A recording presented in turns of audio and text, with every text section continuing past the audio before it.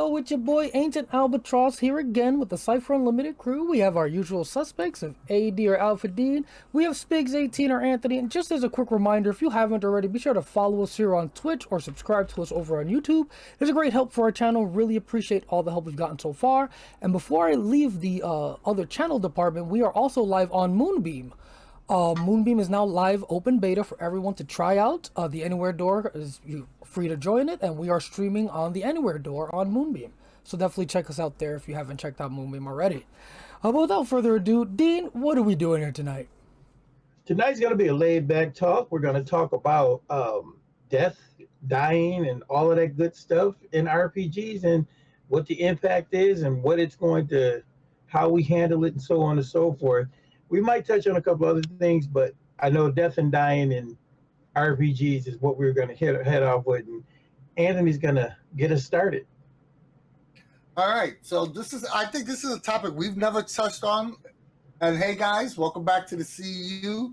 And Al, do we have the Moonbeam link on Twitch to share? Not currently, no. Currently, when we go live, we get a link generated for the stream, basically. And with my PC troubles last stream, I am not risking opening up any other browsers and shit. So if you go to moonbeam.stream, you should be able to find the Anywhere door, and on the Anywhere door, we are streaming, and you'll see us live there. I'll try to hopefully maybe make a suggestion to them that, hey, each streamer should have a static link on the network or whatever, but again, hopefully that's a work in progress or whatever. Because keep in mind, it is beta. I mean, it's actually good that we're talking about death, because if you open it, would have been the death of our stream. Dad jokes.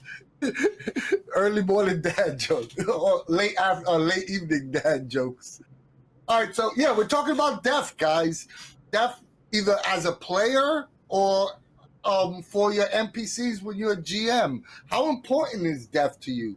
Do you use character death or NPC death as a narrative tool, to showcase some sort of mood or feel, or even change the pace of your games?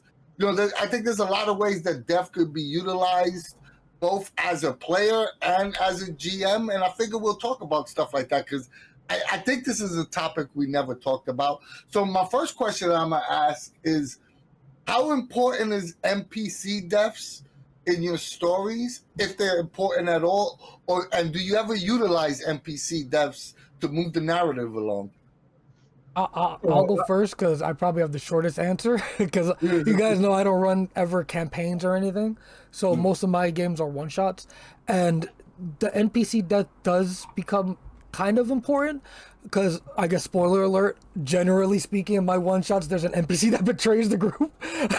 And this is across all genres and settings and whatever. So if you heard that, you don't remember it.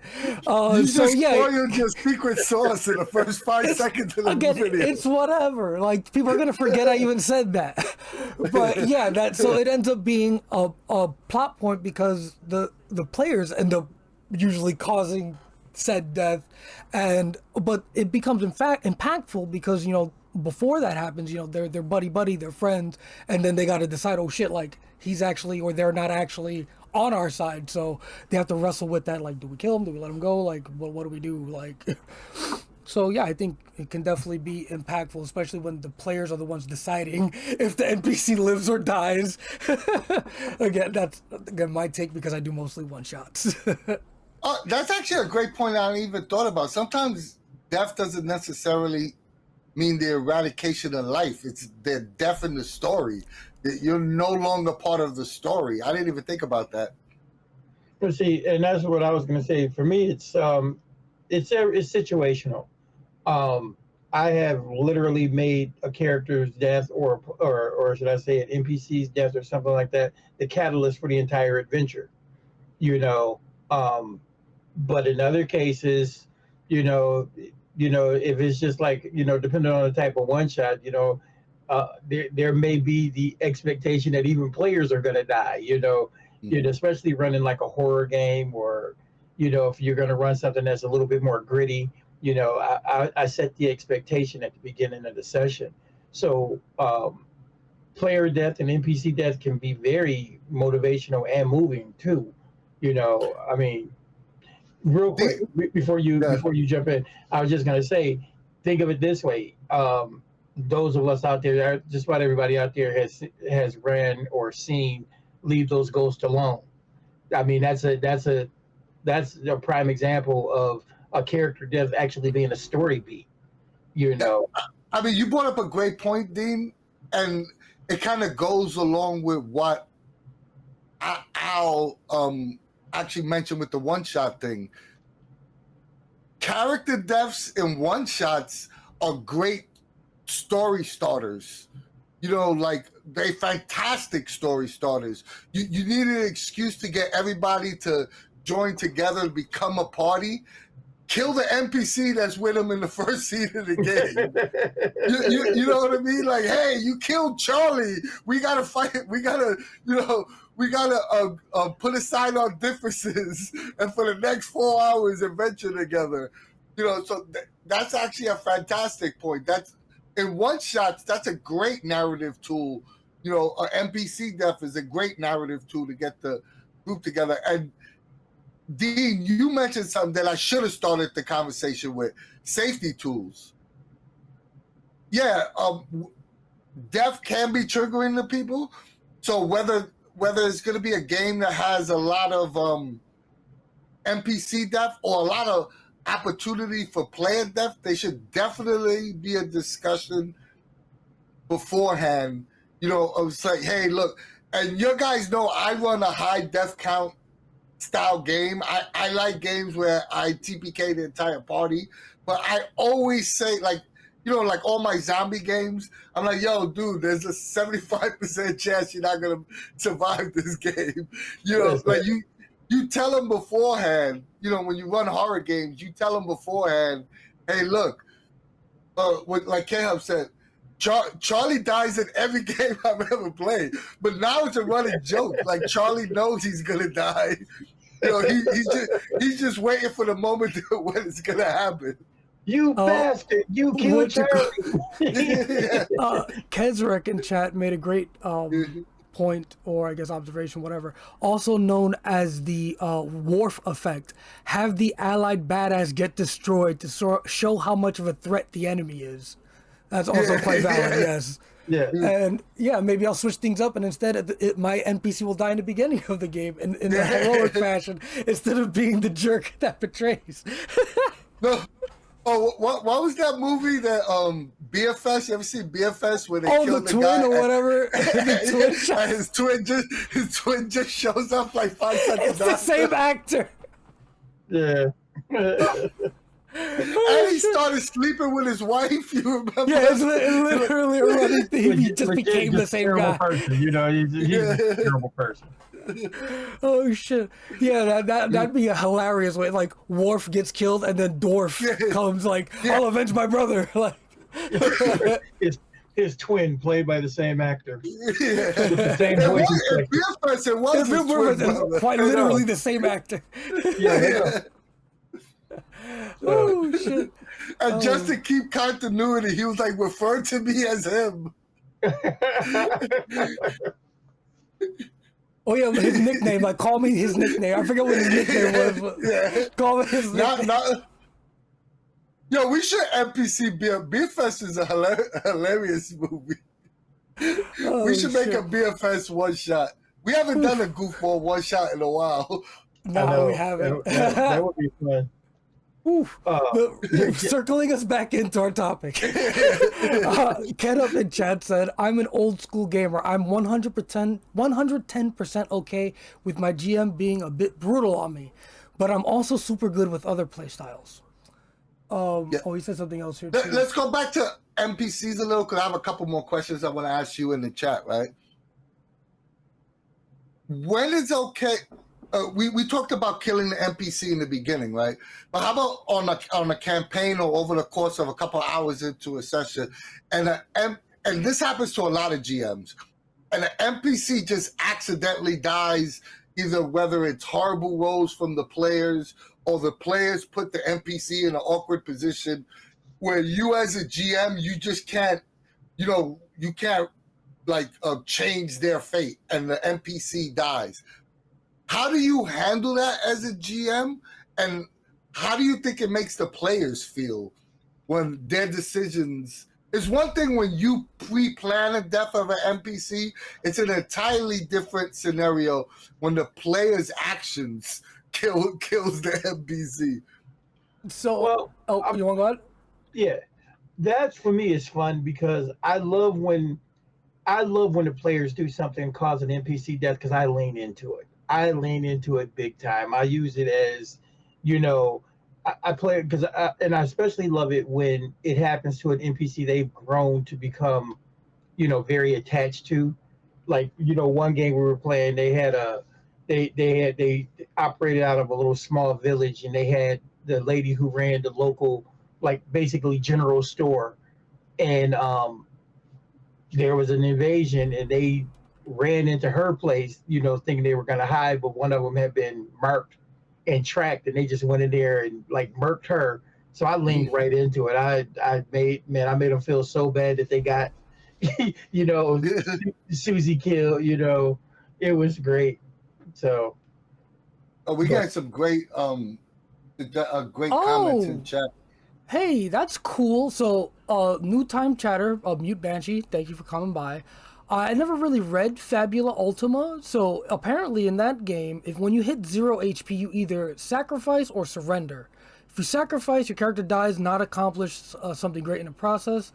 And if you surrender, you lose something major, but don't die. That's interesting. I like that, actually. Different. Someone else, chat was scrolling up, but I know also someone else said that you could play, GM intrusion, a character save a NPC death. That would definitely be a group intrusion. Absolutely. I don't think it's I think that's too much for a single player intrusion, but that's definitely a great group intrusion. Like, hey, you didn't kill Charlie. Charlie's alive. What I would actually do in that case, like that, because you just made such a cool idea, I might like make that an option, like in a game, and it'd be like, okay, y'all can call out, everybody gives up an XP, and then you have to narrate how you save, Charlie, because I think that would be like really cool, and it will give them kind of narrative control for a few minutes as well as a group, which is something one of my best experiences of all time with an NPC death.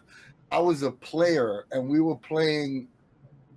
I want to say it was one of the it was either Marvel or most likely it was Heroes Unlimited Palladium, and we had a butler that ran with us for like 8 or 9 sessions, and then the big bad blew up our base along with the butler. Jarvis.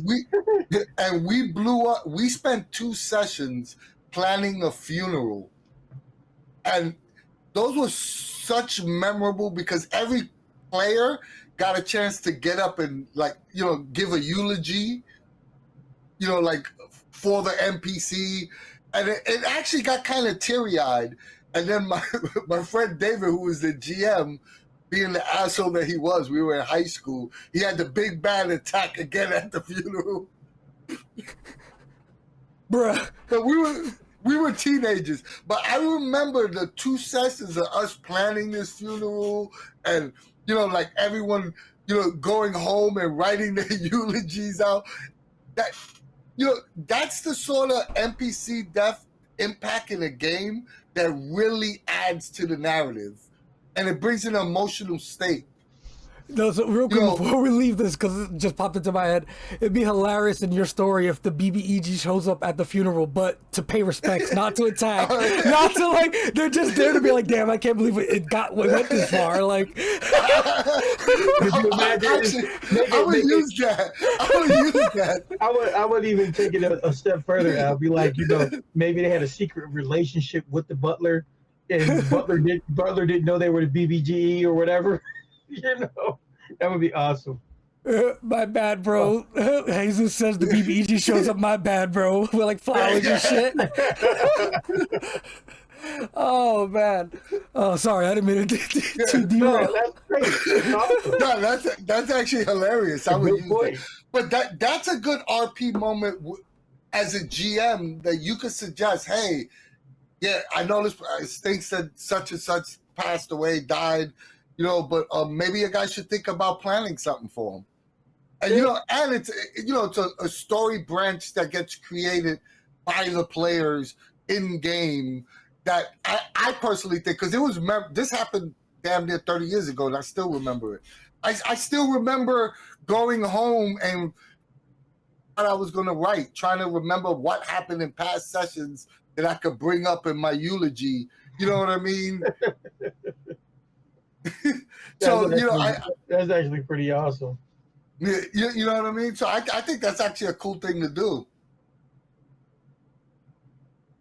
So that's an aspect for NPC death that you could utilize. You could also utilize the NPC had something important on them, and now not only is the NPC dead, there's a whole adventure recovering the body because they had the important artifact on them, or they had they had a specific cipher that you might need later on in the adventure. See, now you got me giving me ideas. It's all sorts of stuff I want to do. Now I'm thinking, have an NPC, kidnapped, and have the, and the possibility. Now, could you imagine doing it that way? NPC is kidnapped, and then the players are going in to save him, and and then you do the GM intrusion, and the big bad kills him right in front of them just before they can save him.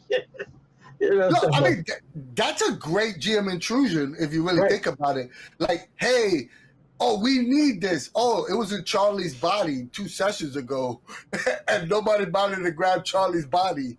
So now the next session is, we got to go find Charlie's body. And hope there was no grave robbers. Depending on, and again, depending on the game and how you're looking at it. I mean, there's so many different ways that you could spin, an NPC death into, much more character driven stuff. But, now we're talking about NPCs, and we can always circle back. But, what do you think about player death like that? Are we exhausted with NPC death? Because I want to just make sure because player death there's a ton of questions I have for that, so we're gonna go into it. Well, the only reason I was asking, because I was trying to see, if there was gonna be a correlation between the two. And I mean, if you guys got some more stuff about NPC death, because like I said, NPC death to me, before we started doing this particular, decided to do this topic, and I was going, death, but now it's been spun into like I said, there's so many options, improvisational moments of what could be done, especially depending on who the NPC is. Oh, Dean, why don't you say what you really said? Dean said that he didn't think we could talk for an hour about death. My response to Dean was that we could talk to an hour about anything. So we could definitely talk. Wait a minute. Jesus got it. That's our next game, Anthony. We need to put Weekend and Bernie's together along with BFG. Yeah, I mean, we can definitely move on to players. The last thing I want to say about NPCs, which this also falls under this category, is big bad deaths also fall under the NPC deaths. And the big BBG deaths, whether they're the mid-tier, like mid-level boss to the final, if you're playing a campaign, the final baddie, save the world boss. Those deaths, 1, always have to be impactful, and 2, are, those deaths mean a lot to the narrative. They mean a lot to the players. They mean a lot to, in the overall, general pacing of the story. So, I think that's another. I think a lot of times, you ever play in a game where you go several sessions and then the big bad dies like a wimp, and it's so like, it kind of like deflates your whole feeling of the entire game. You know what I mean? Just like in a movie, it's anticlimactic, Oh, we just stab him and he falls over. No, that's no good, I mean, you gotta. So yeah, I just want to reiterate that it's very important that if you are going to have a death scene for your big bad, to make it memorable. Absolutely, I agree with you 1,000% there. Do you have any examples or suggestions on how to make a big bad's death scene memorable?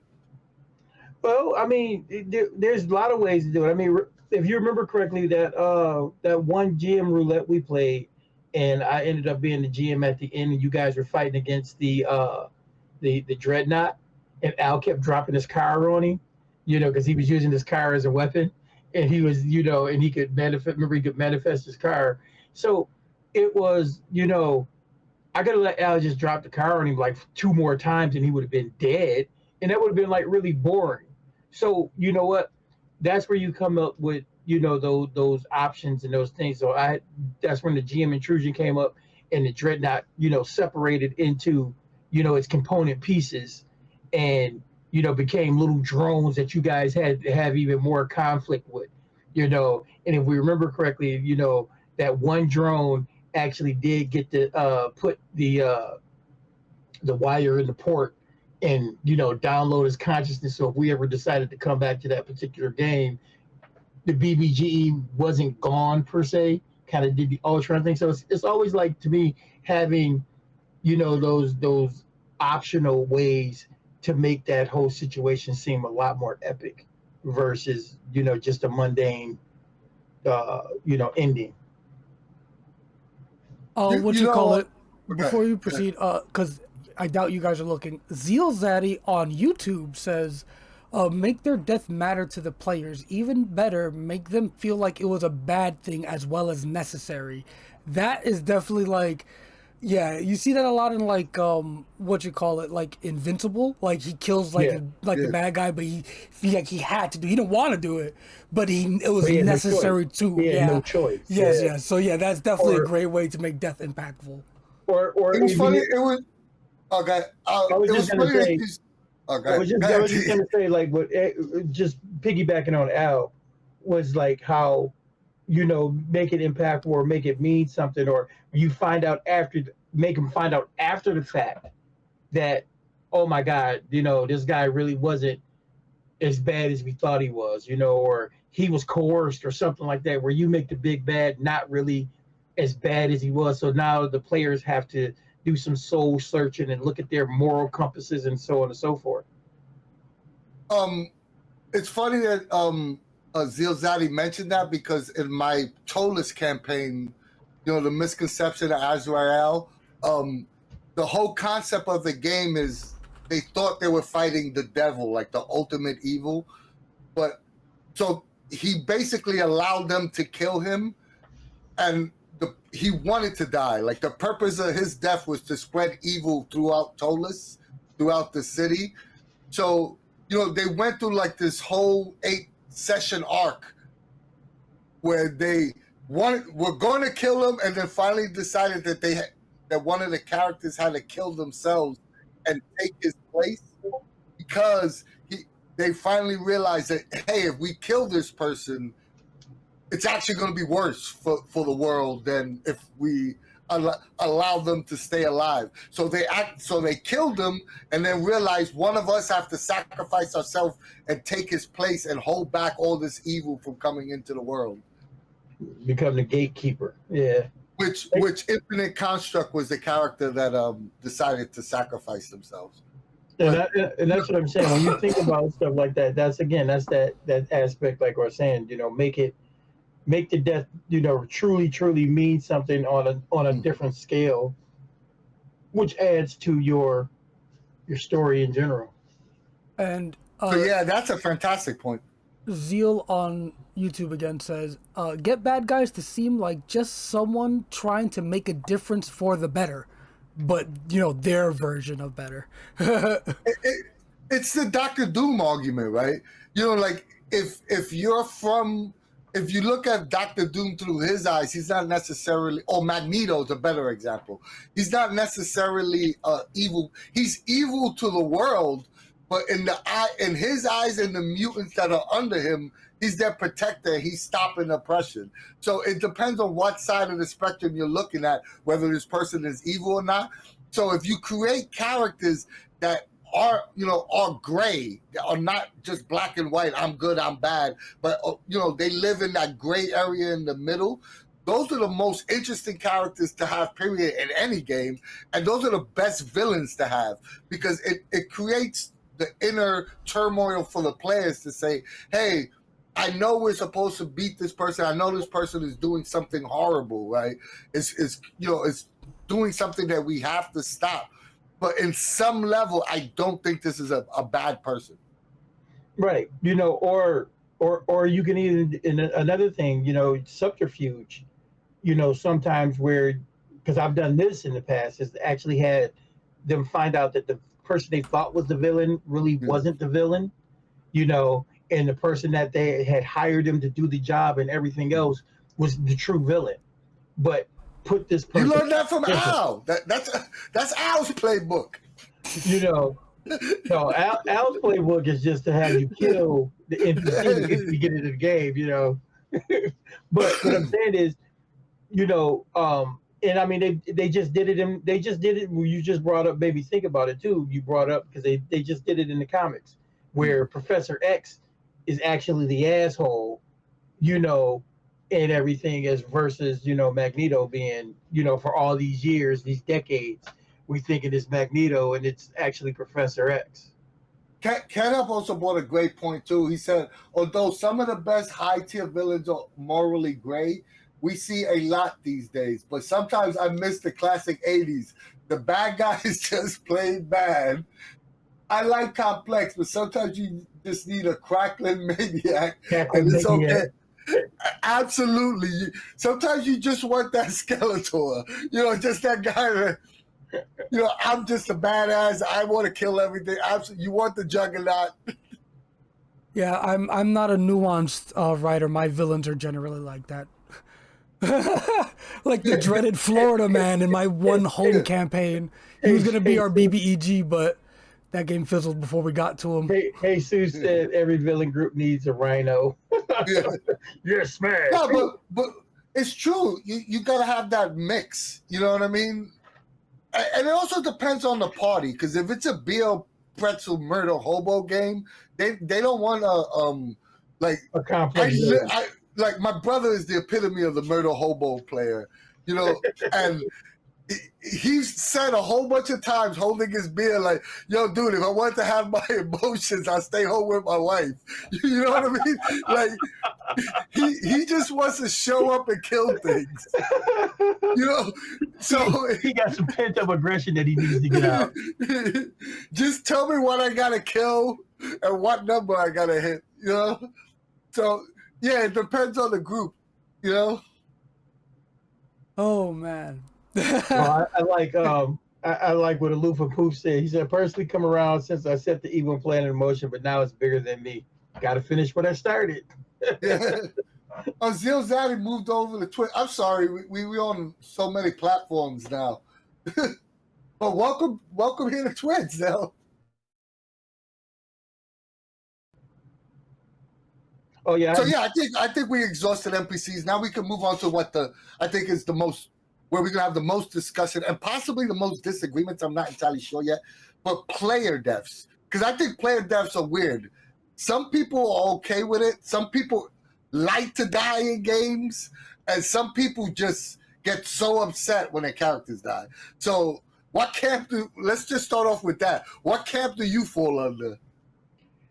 As long as my character's death is meaningful in some way, I have no issue with it. And if we're playing a one shot, you know me, I'm the king of murking myself. Because in a heartbeat, what?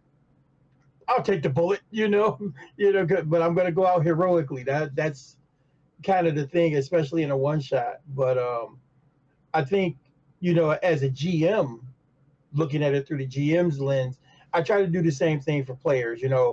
Of course, you don't want to see anybody's character die or whatever.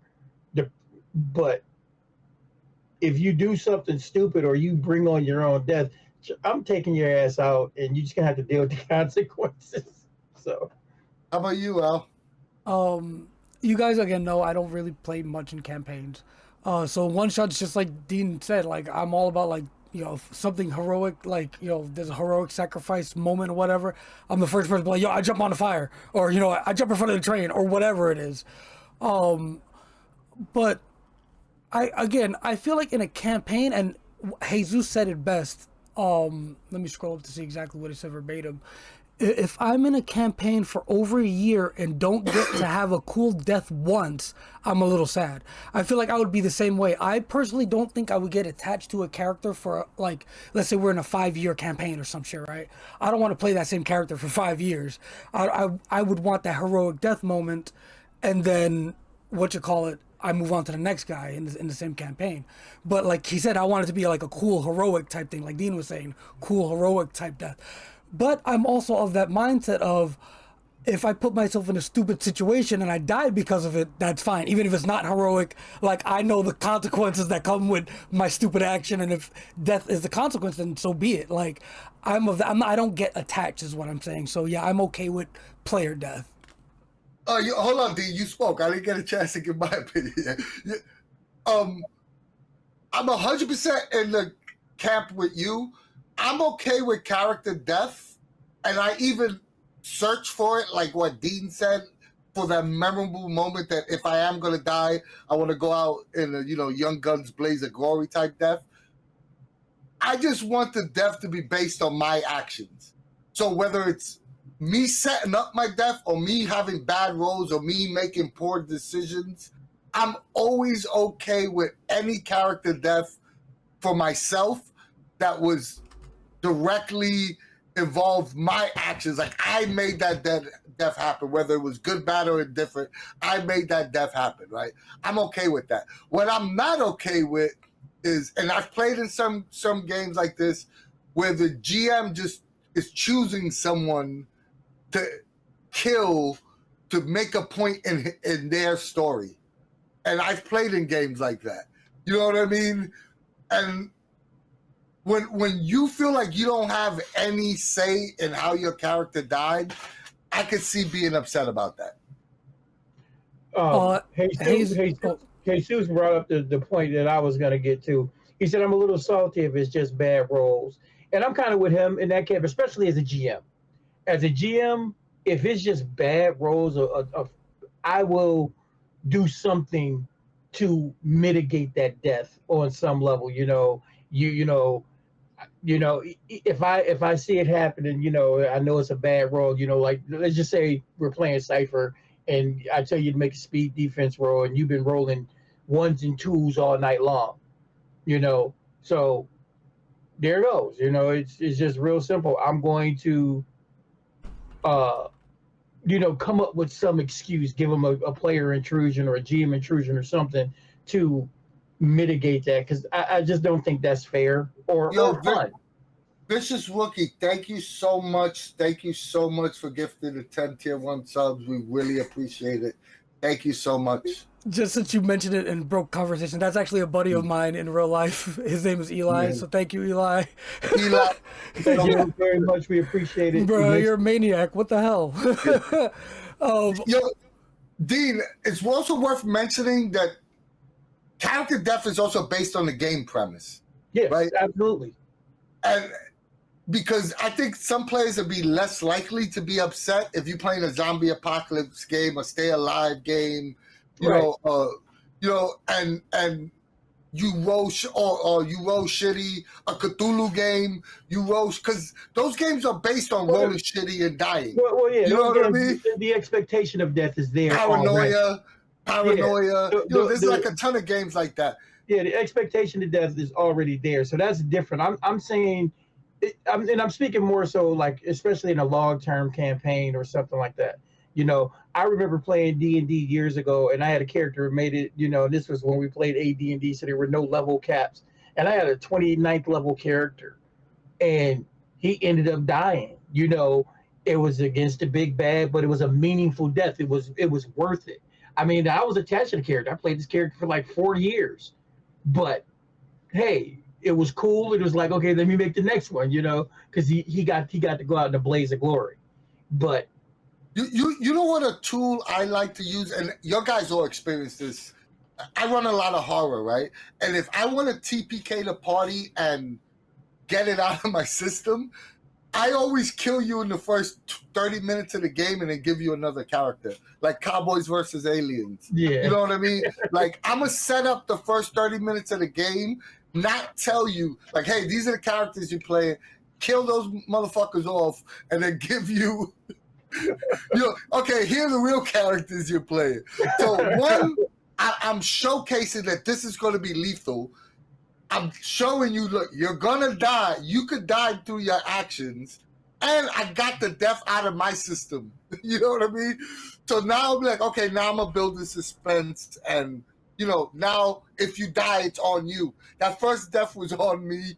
This one's on you. You know what I mean? It's funny. I don't know if I ever told you guys about it, but I'm actually gonna use this because I read a book called, it's a series of books. But the first book in the series is called NPCs, NPC, and the game starts out with guys sitting around the table playing, a fantasy RPG, and the dungeon master literally tells them, okay, make a saving throw. They all fail the saving throw, and they all drop dead because he poisoned them all, right? But then the game shifts. The story in the book shifts over that the NPCs in the world end up, taking on the roles of the players that were there because the dude, the king there is crazy, and he's like, they were sanctioned by the king, So it's like cool like that. So you could do something like that. That makes me think about what you just said. Oh, you were about to say something? Oh no, I just wanted to, because the chat has scrolled a ton, but two things I wanted to read that some people had said, because we were kind of touching on this, but Mute Banshee said it, a little more in depth. I think it's very genre dependent. If you're running around a lighthearted magical school, I probably don't want to die. Or if I do, I want it to be big and meaningful, Fab Alt style. If I'm playing Magnus Archives, you don't want that My Little Pony massacre. If I'm playing Magnus Archives, I expect that my character will either die or be irrevocably changed. Irrevocably, whatever. I'm butchering the word. Changed through play. Yes, it's completely valid. What we've been saying. Yes, awesome. It really depends on what you're playing. Whether it be like Merc Board, you kind of expect you're gonna die, or Cypher System, where you're a little more resilient, right? And DM Tales said, if a character death is earned, no problems. But cheap deaths never sit well.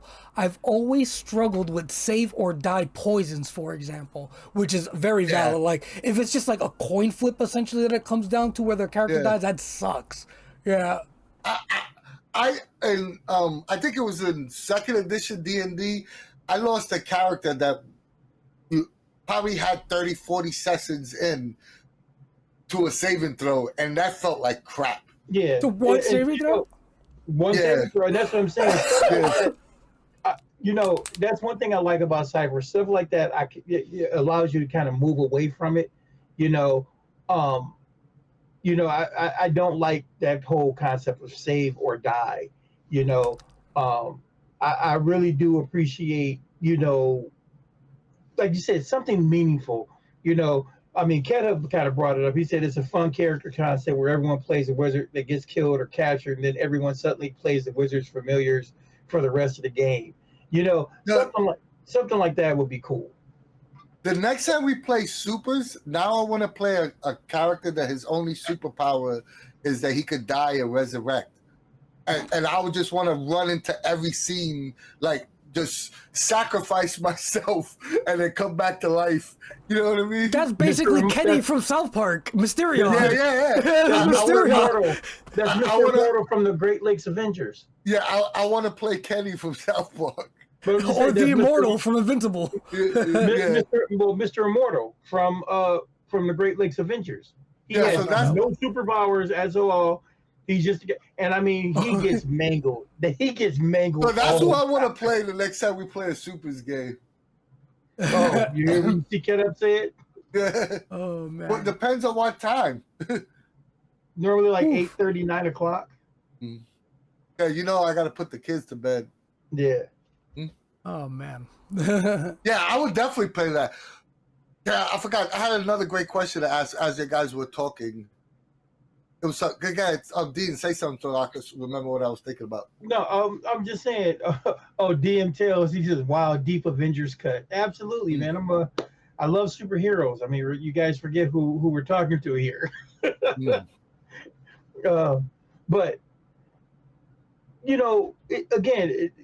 I think a lot of good points have been made. Genre makes one of the most biggest points about killing characters off, but also the group of players you're dealing with, knowing your audience, who what's happening in the world as a whole.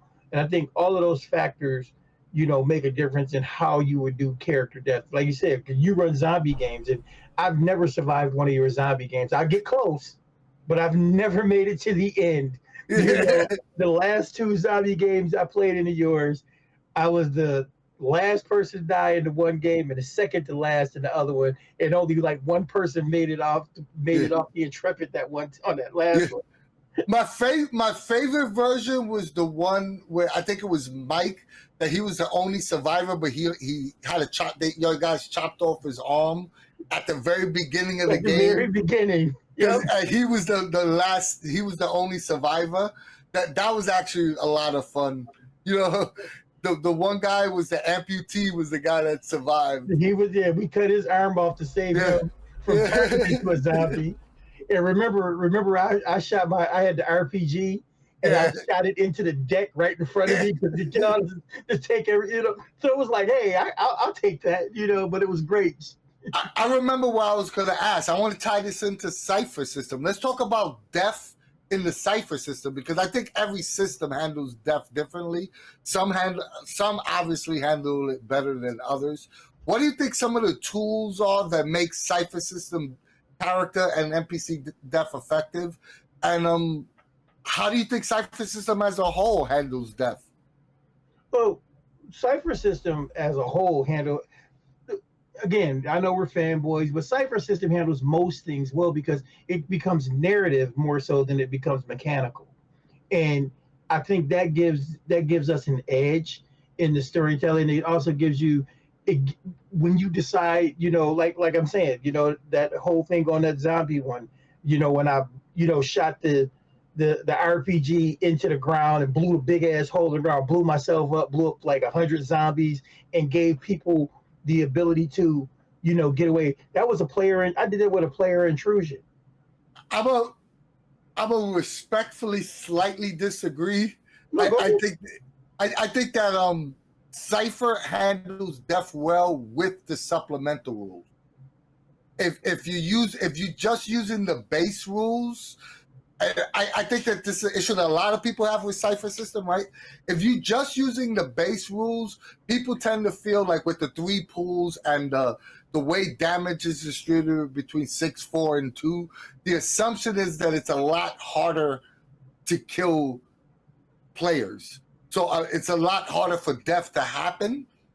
But when you include the supplemental rules, from Stay Alive or any of the horror books, right? Then you have a lot more active tools to, speed up the process of character death. So you can, I think part of the fear with character death is that sudden death. Like, especially running horror, right? When you're running horror, when Jason grabs you, he doesn't gradually knock you down the damage track. He cracks your spine and kills you. You know what I mean? And Cypher, just the base rules, it's very difficult to do that. I'll agree. Unless you add the supplemental rules. I'll agree with you. And in the same breath, I don't agree. Because again, I look at it through the lens of, depending on how you're handling those situations. If you're making if players are spending points and it's been, harrowing and so on and so forth, you're spending points on, using your abilities and so forth, because that's the other argument everybody has. Well, I don't want to use my hit points to fuel my abilities, and that's the thought process, and I'm not looking, but I'm just saying, if you're making it where, hey, these levels of effort have to be used and so on and so forth, and you're burning points to go through your abilities, then it does become easier to, knock you down the track. And I think and again, I said that to me, it's part of the narrative. it makes it exciting because now, you're picking the person apart, you know, in that. But I get what you're saying. I'm not disagreeing. No, I think once you add all the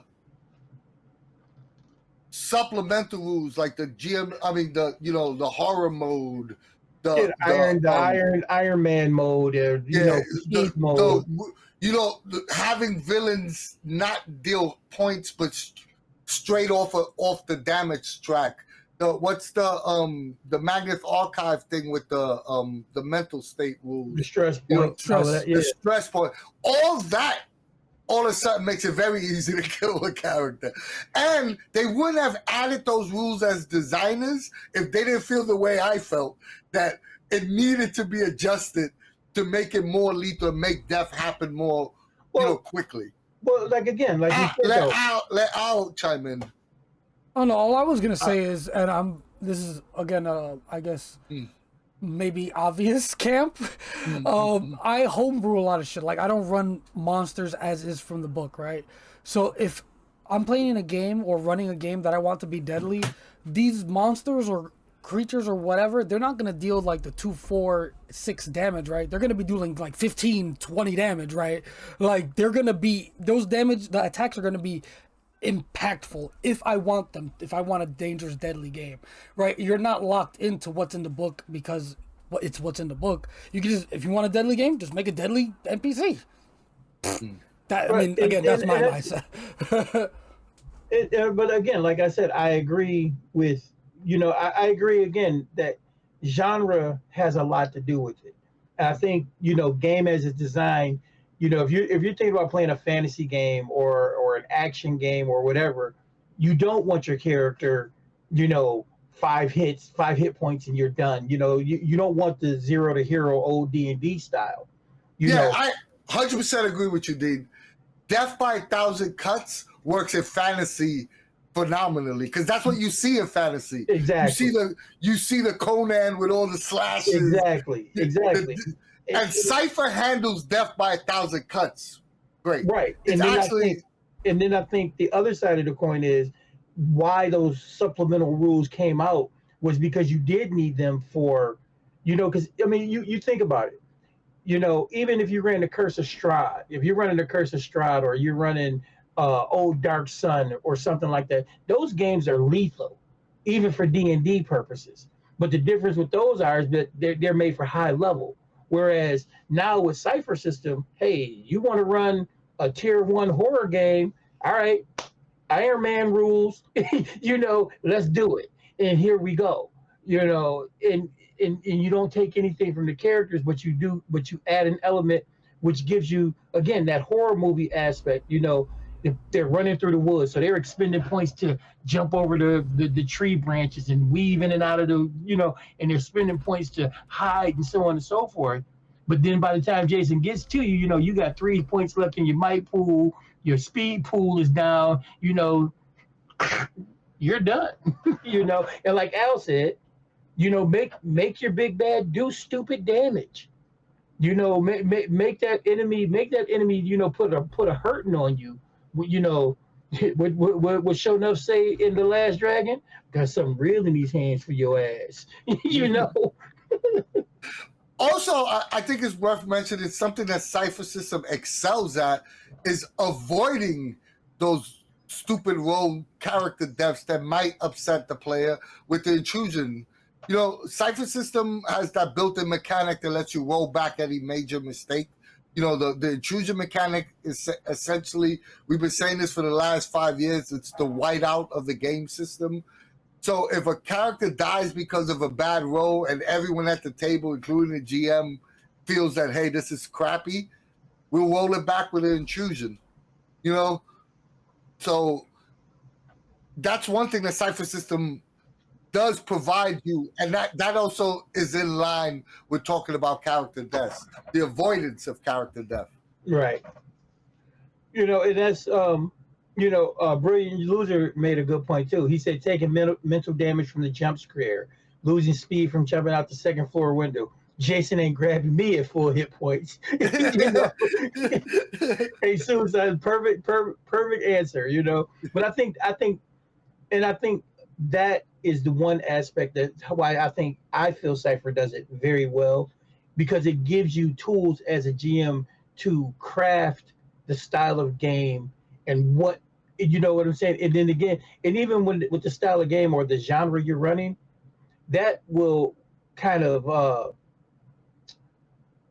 foreshadow what type of player, what the players are going to do, what, how are they going to embrace death, the whole idea. Because like you said, whenever you run a zombie game and you're like, hey, I got 12 characters here, there's 4 people playing, but it's 12 characters because you might die like in the first that's another thing too, is that death doesn't mean it means the end of your character. It doesn't mean the end of your time in the game session.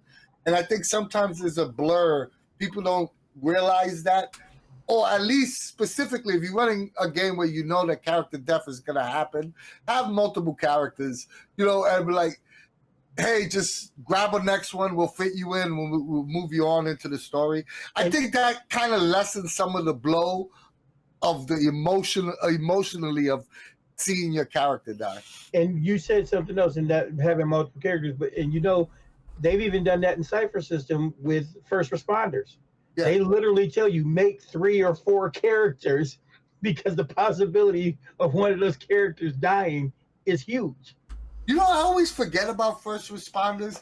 Responders, we do a lot of talking where we mention game. First Responders is such an underrated book. Dude, I use first responders in my superhero games all the time. We should do a deep dive of first responders, because I think it doesn't get the love that it deserves. Let's do it. I'm down for it. Zeal Zaddy in chat, I think is more of a comment to what I was saying about the big damage. The first time a PC takes 8 points in Cypher without a critical hit, they go, oh no, gulp. And the reason I wanted to highlight that is when we were playing with Sean K. Reynolds in the superhero thing, and the speedster attacked us and did 12 I forget what it was double-digit damage. I was like, excuse me? What just happened? so yeah, it definitely is impactful. and what was crazy about that, we were playing tier 2 characters, but you like you said, it was double digit. It was 12 points of damage. I think one of us may have had 24 points in a pool. That's half your pool gone.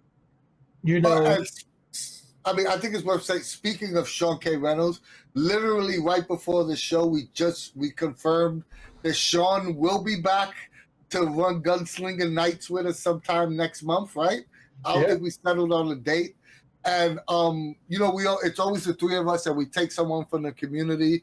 And this time around, we chose Loof Poof. Not because they donated 10 subs last week. 20. Oh, 20. Oh, so then it was because they donated 20 subs. But yeah, Aloof Poof is gonna be our 4th, so I'm excited to get to play with them. And Sean is coming back once again to run the CU crew on for Gunslinger Night, so I'm excited for that. Yeah, and just a little blurbs he gave us already, I'm like totally stoked for it because it's going to be pretty wild. We actually don't have a day set yet, but I'm assuming it'll be sometime next month. Yeah, that's what I think too. But man, I mean, this whole death and destruction thing, it's taken on a life of its own. But and so I can correct it. Yes, I will admit I did. I was like, you really think we're gonna talk about death for a whole hour? But yeah. It's me. I have another question, and this is a question for chat. Have you ever killed somebody as a GM and have them, that they were upset about their death?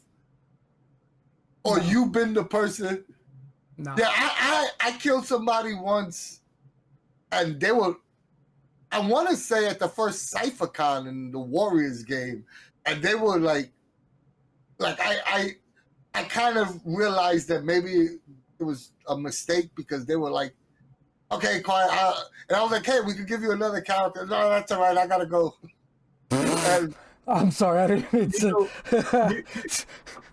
I mean, unfortunately, Anthony, and you know, I'm gonna say it, but some people just don't take kindly to character death at all. You know, But I will say this though, right? I agree with you, right? And some people have thicker skin than others, but and I could be wrong, but I feel sometimes as a GM, it's kind of my job to. You're like the bartender or the psychiatrist. You should be able to read that and know who the So when like I always feel bad, like as a GM, if someone I feel like I ruined that person's enjoyment. Like not reading the table, not reading the room. I don't know if I'm making any sense. no, you make it perfect sense. But I mean, you know, come on, and I mean, and at the same time, you know, with all the years of experience that you have, I have, you can't. There's just no way for you to be 100%, especially dealing with a one shot. It'd be different if it was a longer term campaign, or you guys had, you know, even 2 sessions. You know, if you got 2 sessions, you get a really good read of your players, and people start to gel, and they become more open. You know, but I mean, your Warriors game, I remember playing that, and I remember the first time you ran it. We had a character death within the opening scene. There was a character death. You know, you gave the person another character. It was, you know, but you set the expectation. Hey, look, this is gritty. This is hardcore. This is, you know, street gangs. You know, so the possibility does exist. So I mean, Yeah, but I get it. I get what I mean, you're saying. I'm not saying that I lost, like, you know, like I was distraught over it. But what I mean is that it still kind of feels, you know, like some part of you as a GM would be like, man, I should have read the room a little better. You know what I mean? Yeah. The fact that I deal in one shots mostly means I have not really stepped on anyone's toes or anything, but I use that verbiage specifically because Von Ether on YouTube said, I've stepped on toes when killing a PC, but the last death at my table was handled with grace. Hopefully, you know, all those deaths get handled with grace, you know, going forward or whatever. Yeah. But I can see definitely inadvertently hurting someone's feelings because they're attached to the character in like a very long form campaign or whatever. Because you definitely see people get super attached, like they get art done, they have these, you know, whole backstories or whatever, right? They get super invested, and then the character dies, like they feel fucked up about it. you know what's funny? Like maybe because I'm an old grog now, but I see a lot of like a lot of younger, you know, like the teen kids nowadays, when they're like, oh, we're gonna play D&D, they getting art done, they getting painted miniatures. I would never dare do that when I was like 13, because I knew that the minute I painted a figurine, that bastard was dying within the next session. Never failed. Like the minute you have like, you know how the old D&D, I don't know if had that little space for you to draw your character. Yeah. And I used to tell everybody, my thing was always blank, because the minute you start doodling, that character's gone. You're like jinxing yourself. No, like I said, I mean, and again, you know, I get it. Both sides of the coin. You know, I like character art. You know, if character dies, the character dies. Guess what? This piece of artwork becomes a new character. I mean, that's just me. I mean. No, but I've been seeing people paying for art. Oh, I know. Getting stuff commissioned. Yeah. You know what I mean? Right. And see, but that's the other side of the coin too, Anthony. We come from a time where we didn't get participation trophies. You know, you know, I'm not somebody won, somebody lost. And we also came from the days of the adversarial GM. You know, it's the GM versus the players. I mean, that was the game back in our day for a long time. The brilliant loser said your character had a twin. Yep. Exactly. Listen, I'll be honest with you guys. Real quick, I'll be honest. I actually had a character that was quintuplets because it's like, oh no, Tomb of Horrors. I ran the same Vlad Talo. By the end of Tomb of Horrors, I was like on Vlad Talo 17. The 17th. So Oh, yeah. you was gonna say something? No, just when you guys were talking about the minis and getting drawings or whatever, Von Ether on YouTube said, "Lol, a painted death warrant," is basically what it was. Yeah. No, I mean, I was the guy that actively, like, I see somebody, no, don't do it. Like, I see them doodling. You just killed it. You signed your death sentence, man. And I will say this too, though, on the custom, what you call it, Boomer. the custom mini talk, that is something I did when I ran my home game. When I was working at CVS, and I had 3 coworkers who would come over and we played. I taught them how to play Cypher System, and we actually did do that. Like we all made custom things on Hero Forge or whatever, and we had them printed. And one of our buddies couldn't afford it, so all 3 of us chipped in to get him one, and we got him metal. Like we went all in on those guys. Like, so yeah, it's definitely a thing. I think it's awesome that people, but also now in this day and age, if your players are doing that, you gotta be a little leery about killing people off. I'm like, yo, this person just spent $40 on getting $40, more like $100. Like, well, even if they spend $10, I'm gonna be like, yo, they just put money into this character. I'm gonna tell you right now, I don't set out to kill characters, but if you do something stupid and your character dies, don't look at me. And that's another excuse I have with Cypher System, because I'll tell you in a heartbeat, hey, I don't even roll dice, so you can't blame me. But that's why I said is I don't mind character as a player. I don't mind dying if it's my actions. Oh, The no, only not at all. only problem I have with death is that if it's a death is used solely to move a story along, and I had nothing to do with my actual character now. Exactly, I agree. Mhm. I agree 1,000%. But yeah, I mean, this has been a fun conversation, because I think we could talk about death for another 2 hours, to be quite honest, because there's a lot of stuff that we probably haven't even touched on. Well, I mean, let's just look at it this way, because you made a good point. Let's shoot for first responders for our next stream, and we can talk about death some more, because first responders deals with a whole lot of death. Because and I can tell you guys about I ran a multi-table first responders game for a birthday. It was awesome. I have little walkie-talkies. I had walkie-talkies, and everybody was calling in, dispatch. It was great. It was awesome. I've never ran a first responders game. I've had a lot of ideas for first. I've never ran one, but it has so many good ideas in there. I combined the Tower Inferno. You probably remember that. For you younger people, it was a movie back in the 70s about a skyscraper that caught on fire, like in the mid floors, and everybody got caught in the top, and it was like trying to get them out. So I ran a cross between the Tower Inferno and Die Hard. It was pretty wild. It was awesome.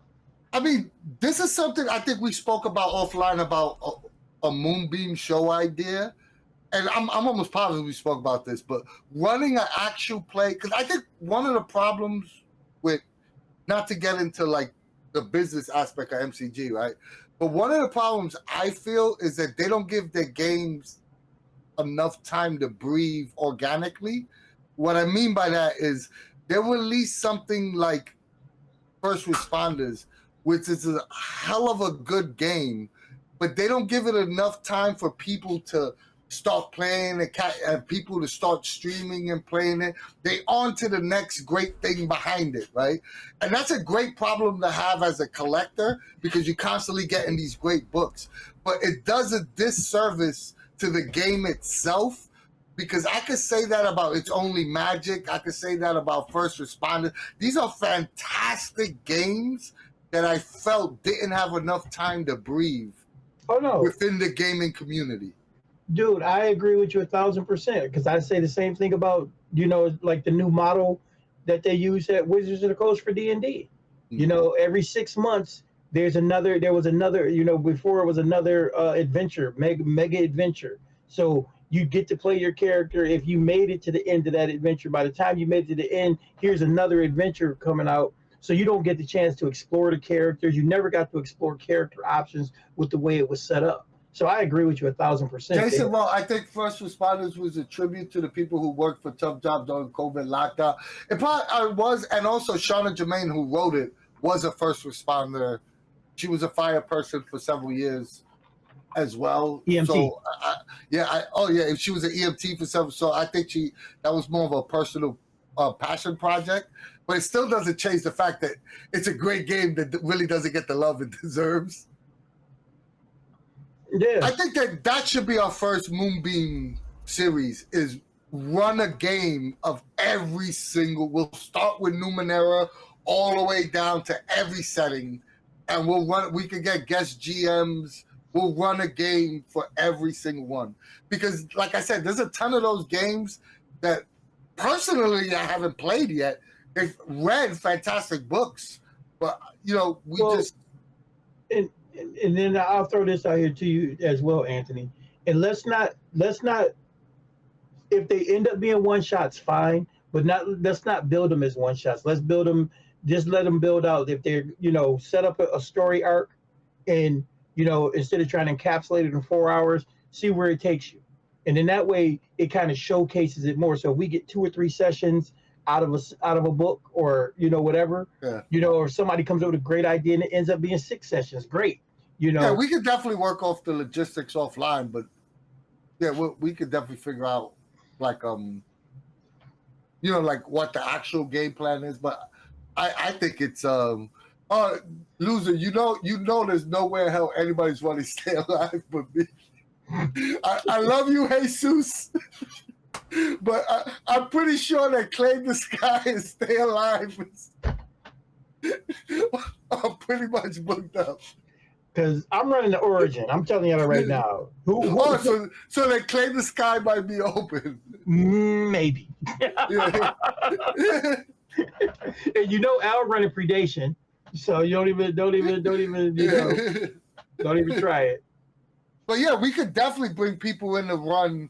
I think we've ran several of the things, but we mostly run original content, and maybe we need to start showing love to these books.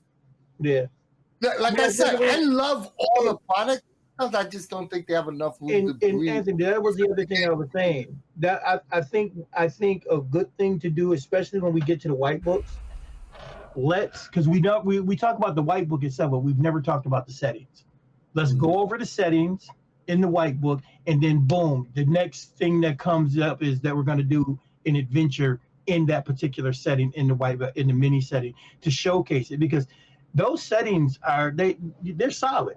They're solid seeds to build on. Yo, Jesus, I want to deal with you. If you write an adventure for Stay Alive, I'll run it. Good compromise. Yeah. Anthony is the horror king. That's hilarious. I'm not claiming to be the best GM horror, but that's the thing I like to run the most online. Jason C said he wants to run We Are All Mad Here. DM said you could. That's another great example. That's another fantastic game that doesn't get the love that it deserves. Right. And I mean, and that would be something too that we could think about, like you said, the logistics behind it, but what do we want to showcase about those settings? And do we want to show all the nuanced things, So you think we could post a spreadsheet and then allow people to just pitch what they want to run? And we can start contacting people individually. It's an idea to discuss off stream, but yes. Yeah. Hey, Anthony, I got the perfect idea for the Stay Alive. You should run Stay Alive. Don't tell me how to run my shit. No. Shut up and listen. I'm not telling you. I don't want to listen. No. I'm not telling you how to run your game. I'm saying we should set it up like American Horror Story, where that's telling me how to run my game. No, I'm not telling you how to run a game. I'm gonna tell you the genre and the style that you have to put in. I'm saying we set it up as an anthology. Because Stay Alive got so many moving parts. You got the Iron Man rules, you got, the slasher rules, all of that. That's what I'm talking about. That's how you got to run your game. I know you busting my chops. I know. I got to tell you to shut up all the time. Yeah, but yeah, I think we killed this episode. This episode's officially died. I was just about to say, like, we've looped so far out of what we were originally talking about. But this is a good talk, though. This is a very good talk. Yeah. But last but not least, once again, we'll let you know when Sean's coming on. It's really exciting to have Sean back on, and we're definitely we are open to Moonbeam because we're gonna have multiple shows, original shows on Moonbeam. So we open to suggestions and to people coming on to working with us on our channel for Moonbeam. Just contact us offline. We'll definitely talk if you want to help us out on that concept. So yeah, I mean, it'll be really interesting to see where Moonbeam goes and where Cypher Unlimited what Cypher Unlimited does on Moonbeam. DM tells Wes had a good idea. He said concept. Your players get to play what they want in different genres. They play the same characters via the strange, but add in something being off, and they take full personas in every recursion. That's pretty cool. That's actually cool. Actually, we could start it with the strange. Yeah. According to Dean, the strange doesn't need any more books. It doesn't. It gets a new book every time a book comes out. The strange got another book. I know. DM Tales basically just said that. Exactly. Oh, look, and Jesus said bring them all together at the end in the darkest house. Yeah, as a mid-season. That's another. Once again, that's another thing. I think that's what I'm gonna put on a T-shirt. Give your games room to breathe. We need to add some more shirts. We need to start putting some slogans up. Put the Cypher Unlimited logo up there and some slogans. I got my Biggie Small shirt on today. A good idea. No. My shirt is just says I am the internet. I'm not gonna stand up to show. Well, I'm just saying we need to. I mean, because I try to wear Cypher Unlimited gear every time we're on. So, but I'm saying let's get some logo. Put a logo up there and some sayings or some other artwork or something. I'm down for it. I'm getting ready to. I'm gonna go on the thing and design some. Because what was that you just said, Anthony? Biggie Smalls? No. No, you had a great statement, and it was like. I say give your games enough room to breathe. Let me write that down right now. Mm-hmm. Give your games enough room to breathe. But yeah, guys, you have any final statements on death? Chat, you guys have any final statements on death? Before I go into my spiel. To die is to gain. And with that, if you like us and you like what we do, join the Cypher Unlimited Discord server for all things Monty Cook games. We have the largest fan-run Discord server for everything MCG. So please head on over there. But if Discord's not for you, join our Facebook group. Not as big as our Discord, but still great conversations being had there daily. If you find it in the kindness of your heart, give us a subscription on Twitch or go to YouTube and like, share, and subscribe there. And if you're on Moonbeam, toss us what's the currency on Moonbeam, Al? Moonstones. Toss us some moonstones over there if you feel the need to. Our videos are always free, but any financial support you can help us would be greatly appreciated. Or go to our Ko-fi and give us a little donation there. It helps us out with stuff like con giveaways and other stuff we have planned. Or go to our online store and pick up some cool Cypher Unlimited merch like the shirt Dean got on. And last but not least, we love you guys. Yep, thank you guys so much for coming on, chatting. This was an excellent talk. Chat had some wonderful points about death and RPGs. And I think the biggest consensus is if there's death gonna happen, make it impactful. But yeah, as usual, thank you guys so much. And from us at the CU, we will see you later.